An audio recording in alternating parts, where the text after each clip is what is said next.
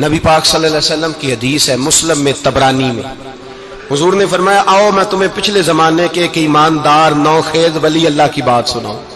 پچھلے زمانے حضور نے فرمایا پچھلے زمانے میں ایک بادشاہ جادو کے زور پہ حکومت کرتا تھا۔ جب وہ ایک جادوگر اس نے رکھا ہوا تھا تو جادوگر اس کو جادو بتاتا، وہ جادو کے زور پر حکومت کرتا۔ جادوگر بوڑھا ہو گیا تو کہنے لگا بادشاہ کوئی نوجوان میرے پاس بھیج دے، اب میں بوڑھا ہو گیا ہوں میرا پتہ کوئی نہیں کب مر جاؤں۔ ایک نوجوان کی ڈیوٹی لگائی، بڑا زیرک سمجھدار، اپنے رعایا میں سے چن کے جو ذہین فطرت مزاج بچہ تھا وہ اس نے لگایا۔ اللہ کے محبوب علیہ الصلوۃ والسلام فرماتے ہیں بچہ جادو سیکھنے لگا، وقت گزرنے لگا۔ بچہ جب جادو سیکھنے جاتا تو رستے میں ایک راہب بھی تھا جو انجیل جانتا تھا، وہ اللہ اللہ سکھاتا، لوگوں کو حضرت عیسیٰ علیہ السلام کی تعلیمات سے آگاہ کرتا۔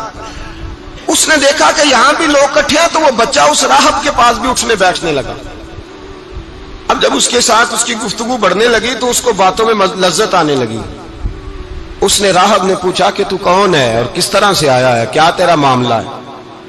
اس نے کہا جی میں جادو سیکھنے جاتا ہوں، آپ کی باتیں مجھے بڑی اچھی لگتی ہیں۔ اس نے کہا دین سیکھ، جادو سیکھنے والے کافر ہو جاتے ہیں، قرآن و حدیث سیکھنے والوں کو اللہ کامل ایمان عطا فرماتا ہے۔ فرمایا یہ سیکھ۔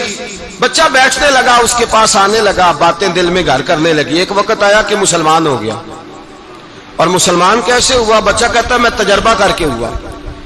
اب میں تھوڑا سا وقت جادوگر کے پاس بھی جاتا اور باقی سارا وقت وہاں بیٹھتا۔ میں ایک دن جا رہا تھا تو رستے میں اژدہا تھا، بہت بڑا سانپ تھا، رستہ روک کے کھڑا تھا۔ یہ حضور نے بیان کی حدیث۔ نبی پاک صلی اللہ علیہ وسلم فرماتے ہیں بچہ کہتا ہے کہ رستے کے اندر سانپ ہے، رستے بند ہے، لوگ چھتوں درختوں پہ چڑھے ہیں، ہراش ہے۔ کہتے چھوٹا سا روڑا میں نے اٹھایا تو میں نے کہا اللہ اگر جادوگر سچا ہے تو اسے مار دے۔ چھوٹا سا روڑا میں نے پھینکا، اژدہا کوئی نہ مرا۔ پھر چھوٹا روڑا اٹھایا، میں نے کہا اللہ اگر وہ عالم سچا ہے تو اسے مار دے۔ اب جب میں نے روڑا مارا تو اژدہا مر گیا۔ میرے اندر سے گواہی آئی نہیں دین کی باتیں سچی ہیں، نہیں قرآن کی باتیں اسلام سمجھانے کے لیے عرض کر رہا ہوں، اگرچہ اس دور میں انجیل تھی، اللہ رسول کی باتیں اچھی ہیں۔ کہتے میں مسلمان ہو گیا، اب میں نے راہب کے پاس ہی رہنا شروع کر دیا، جادوگر کے پاس چھوڑ دیا اس بچے نے آنا۔ بادشاہ پوچھتا کہاں زیادہ وقت گزارتے ہو تو وہ بات گول کر دیتا، وقت تیزی سے بڑھنے لگا۔ اللہ نے اس نوجوان میں طاقت پیدا کر دی، اب وہ اس کے اندر نا اللہ نے توانائی روحانیت پیدا کر دی، ابھی جوان ہے، 14-15 سال عمر ہے۔ اللہ نے اب جو بیمار بھی آتا وہ دعا کرتا تو اللہ صحت عطا کر دیتا، جو بھی آتا۔ بادشاہ کا ایک درباری تھا، بادشاہ کو پنکھا جلتا تھا، وہ اندھا ہو گیا، کوئی ایسی تکلیف آئی کہ نابینا ہو گیا، بڑے علاج کرائے شفا نہیں ہوئی۔ کسی نے اس بچے کا پتہ بتایا کانوں میں، اس کے پاس گیا تو بچہ کہنے لگا شفا تو ہو جائے گی پر کلمہ پڑھنا پڑے گا، مسلمان ہونا پڑے گا، جس پیغمبر کا میں غلام ہوں تجھے بھی بننا پڑے گا، دین پہ عمل کرنا پڑے گا، اللہ شفا دیتا ہے۔ اس نے کہا تو مجھے کلمہ پڑھا، مجھے شفا دے، میں تیار ہوں۔ اس نے کہا شفا تو اللہ دیتا ہے۔ اس نے اللہ تبارک و تعالیٰ کا ذکر کر کے دعا مانگی، یہ مسلم شریف میں حدیث ہے، طبرانی میں موجود ہے۔ اللہ نے اسے شفا دی، اس نے کلمہ پڑھنا شروع کر دیا۔ یہاں ایک نقطہ لکھا ہے ہمارے علماء نے، کہتے ہیں جب اللہ ولایت عطا کرتا ہے نا تو یہ سفید بالوں والے کا حصہ نہیں ہوتی۔ اگر جوانی میں کوئی آدمی توبہ کر کے تصوف کے راستے پہ چلتا ہے تو سب سے زیادہ ولایت اللہ اسے عطا فرماتا ہے، سب سے زیادہ ولایت اس کے پاس ہوتی ہے۔ ابھی اس کے بال کالے ہیں، چڑھتی جوانی ہے، دعا کی تو اللہ نے، اور حدیث پاک میں موجود ہے کوڑے آتے تو شفا یاب ہو جاتے، اندھے آتے تو شفا یاب، برس والے آتے تو اللہ سے دے، جوان ہے۔ بادشاہ کے پاس وہ واپس گیا، وہ جو آدمی جس کی آنکھیں ٹھیک ہوئی تھی۔ بادشاہ نے پوچھا کہ کیسے شفا ملی؟ تو کہنے لگا میرے رب نے شفا دی ہے۔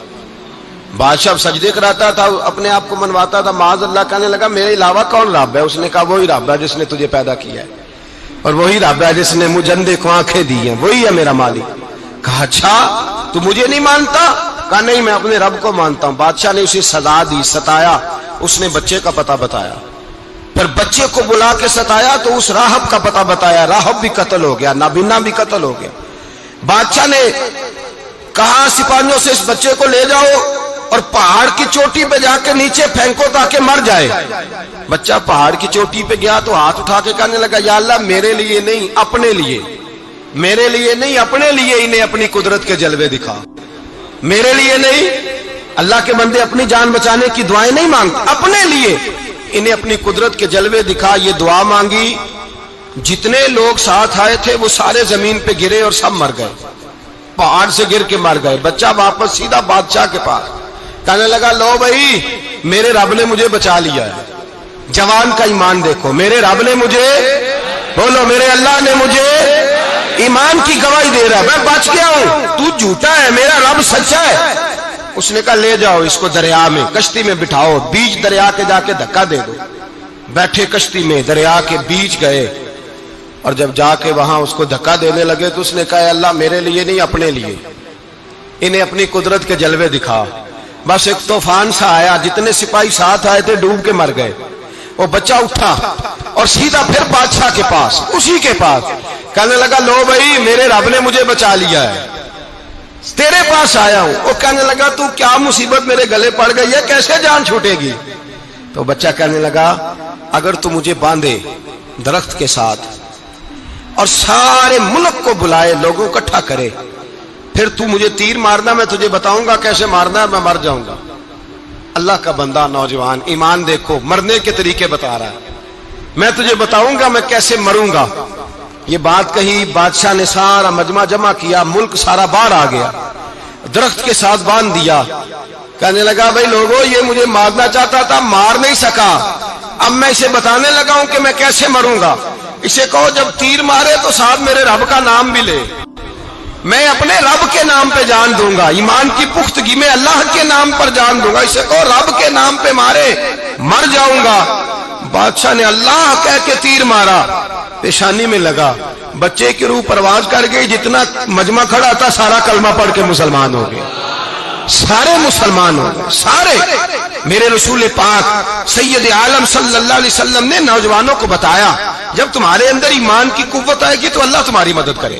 فرمایا وہ نوخیز ولی تھا، ابھی جوان رانا تھا، ابھی اس کی پیشانی پر جوانی کے آثار تھے، لیکن اس نے اللہ کو راضی کیا، رب کریم کو راضی. ولایت کا مطلب بڑھاپا نہیں، ولایت کا مطلب وہ نہیں کہ جب بڑا لمبا وقت گزر جائے تو پھر آدمی آئے کہ نہیں اب کیا کرنا ہے، اب مسجد ہی ہے، اب تو اس کے علاوہ گزارا ہی کوئی نہیں.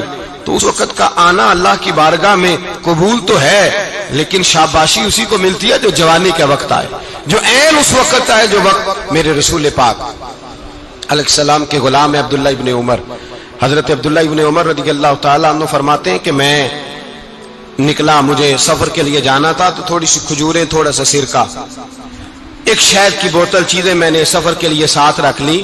میں جب مدینے سے باہر صحرا میں نکلا نا تو رمضان نہیں تھا، غیر رمضان تھا. میں نے ایک نوجوان کو دیکھا بکریاں چرا رہا ہے، بکریاں چرا رہا ہے. اے جوان، آپ فرماتے ہیں اس کا چہرہ بڑا نورانیت والا، گرد پڑی ہوئی پر بڑا حسین. فرماتے ہیں میں نے اس کو کہا کہ آ جاؤ کھانا کھا لو، روزے بھی نہیں تھے. کہنے لگا نہیں میں نے روزہ رکھا ہوا ہے. فرماتے ہیں میں نے کہا پتہ کروں کہ نیرا نیک ہی ہے کہ پرہیزگار بھی ہے. نیک وہ ہوتا ہے جو نماز پڑھے روزہ رکھے، پرہیزگار وہ ہوتا ہے جو گناہ سے بچے، وہ پرہیزگار ہوتا ہے. کہا پتہ کروں پرہیزگار بھی ہے کہ نہیں. کہتے میں قریب گیا تو میں نے جا کے اس کو کہا بھائی تیری بکریاں بڑی پیاری ہیں، میرا دل کرتا ہے ایک بکری مجھے دے دو. کہتے وہ جوان، غربت بھی، پریشانی بھی، پر دامان توکل کی یہ خوبی ہے کہ اس پر پابند لگے ہوتے ہیں، دھبے نہیں ہوتے. غربت ہے. کہا جناب ایک بکری دے دو. آنے لگا جناب بکریاں میری نہیں، بکریوں کا مالک کوئی اور ہے. کہتے میں نے آزمانے کے لیے کہا کہ بکریوں کے مالک کو کہنا ایک بکری بھیڑیا لے گیا ہے، کہہ دینا بھیڑیا لے گیا ہے. تو کہتے اس نے میری طرف دیکھا، گرد سے اس کے بال اٹے ہوئے، آنکھوں میں روشنی، چہرے پہ اطمینان، لب و لہجے میں ایمان کی طاقت. نوجوان کہنے لگا حضور بکریوں کے مالک کو تو کہہ دوں گا بھیڑیا لے گیا ہے، جب عرش کا مالک پوچھے گا تو کیا جواب دوں گا، اللہ کو کیا جواب دوں گا. کہتے ہیں میں کانپنے لگا اس کی بات سن کے. واپس آیا، جو کام نکلا تھا وہ چھوڑا، واپس لوٹ آیا. میں نے پتا کیا کس کا غلام ہے، پتا چلا فلاں آدمی کا ہے. کہتے میں نے پہلے غلام خریدا، پھر پتا کیا تیرے پاس بکریاں کتنی ہیں، اس نے کہا 400. کہتے میں نے مالک سے ساری بکریاں خریدی، پھر غلام کو بلایا، پھر وہ بکریاں تحفے میں دی، تحفے میں۔ کہنے لگا حضور یہ سارا کچھ مجھے کیسے ملا؟ میں نے کہا تیرا ایمان بڑا پختہ تھا تو میرے رب نے تجھے انعام عطا فرمایا ہے۔